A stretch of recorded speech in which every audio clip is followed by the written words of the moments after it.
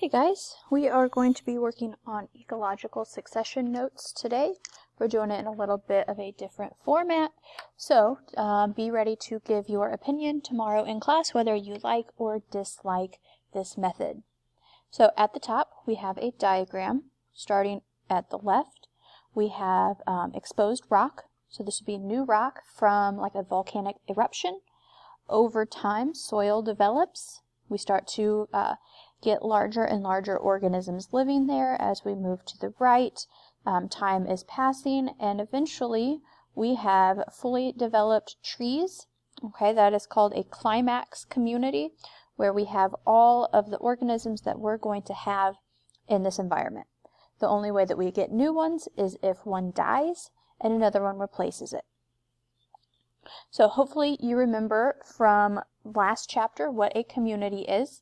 A community is made up of populations of organisms that live in a common area.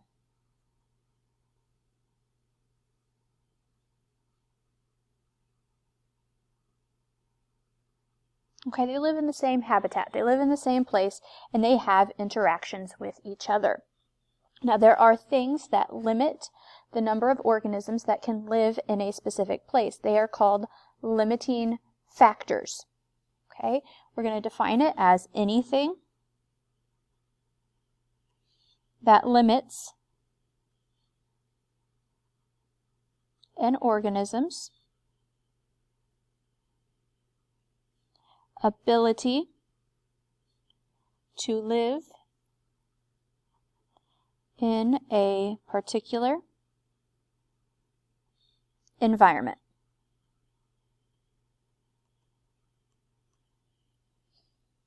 An example of this would be lack of water,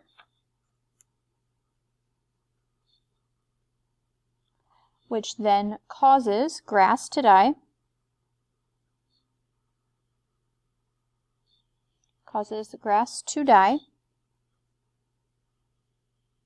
causing certain herd populations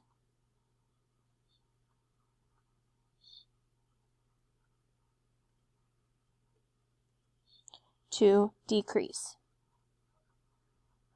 So this would be like deer grazing in a meadow. If there is a drought and it doesn't rain for a couple of months, that grass is going to die. And if there's not enough grass, then the deer will start to die as well. Our next term is tolerance. So tolerance is the ability of living things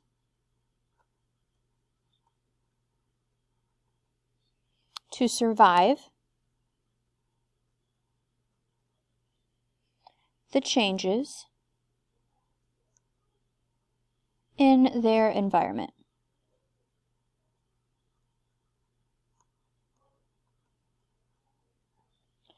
So at my last job, we would do water sampling. We would collect samples of water from the nearby creek, and we would look at the amount of sediment in that water, and we would count how many of each different kind of aquatic insect lived in that water. Now, an aquatic insect is simply an insect that lives in water. There were certain kinds that were extremely tolerant. Basically, they could live in the muddiest, dirtiest, pollutedest water ever and be just fine. Okay, these would be like beetles. However, there were other kinds that were very, very intolerant. They didn't have much tolerance, so if their environment changed even slightly, they would begin to die off. These would be like mayflies.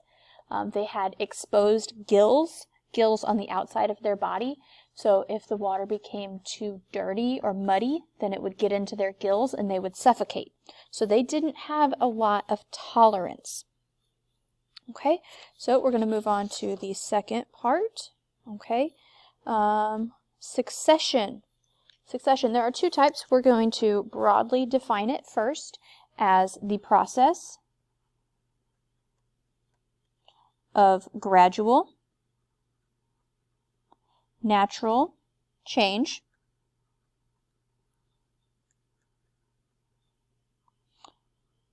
and species replacement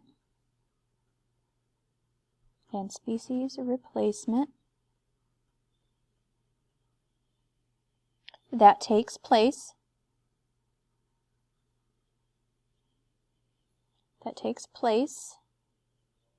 in the communities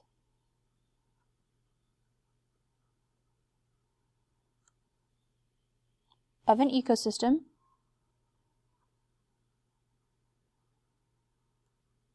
over time.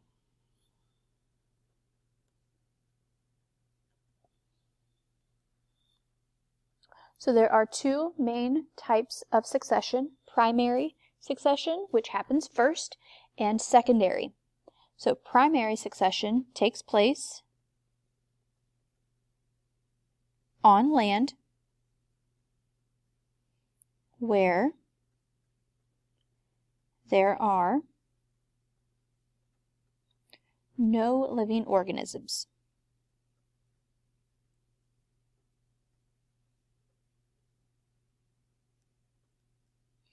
So this would be like after a volcanic eruption where there are new rock and nothing is living there.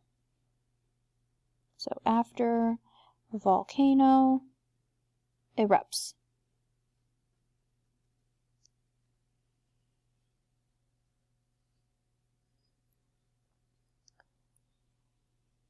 The first species to populate are called the pioneer species. First species to populate.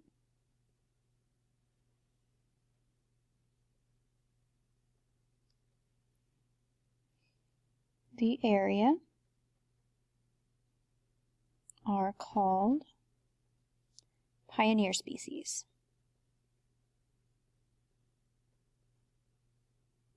Just like we call people who traveled the Oregon Trail and were the first to live in Oregon or California, we call them pioneers. The first species to populate an area are called pioneer species. Now, eventually, pioneer species die.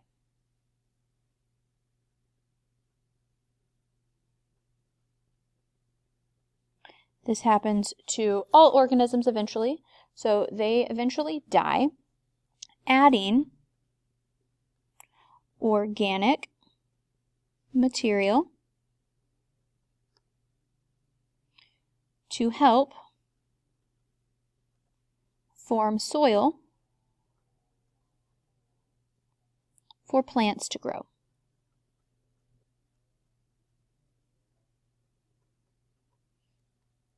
Now, you might be wondering, Ferris, what are these pioneer species that just live on a rock called?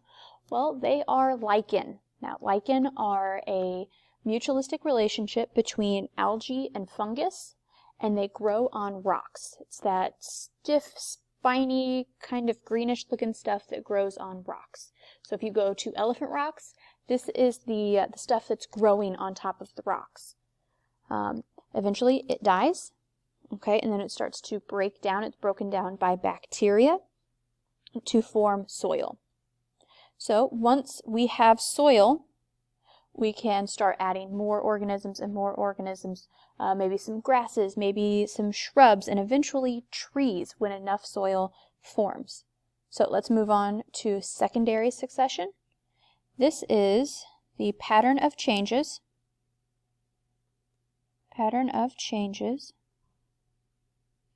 that takes place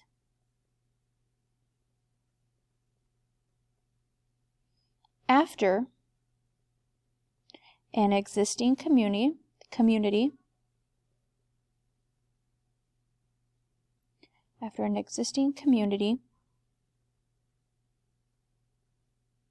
is destroyed.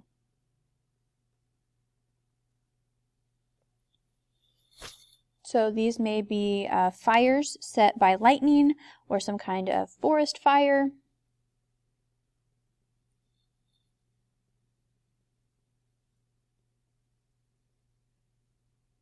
So fire set by lightning / forest fires, floods or hurricanes. So basically, things are being removed from the environment, living things, and it's just leaving the soil. The only thing left is the soil. So secondary succession may take a shorter time to occur than primary succession. May take a shorter time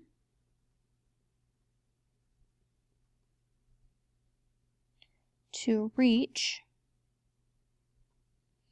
climax community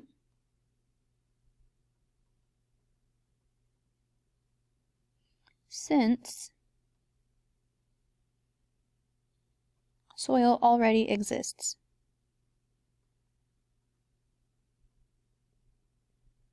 So you might be wondering, well, Ferris, what is this climax community that you're talking about? Well, it is a stable community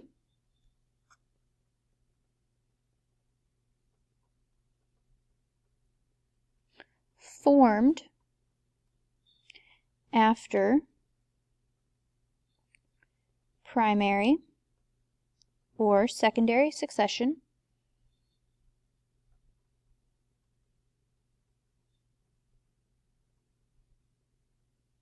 once little or no changes occur.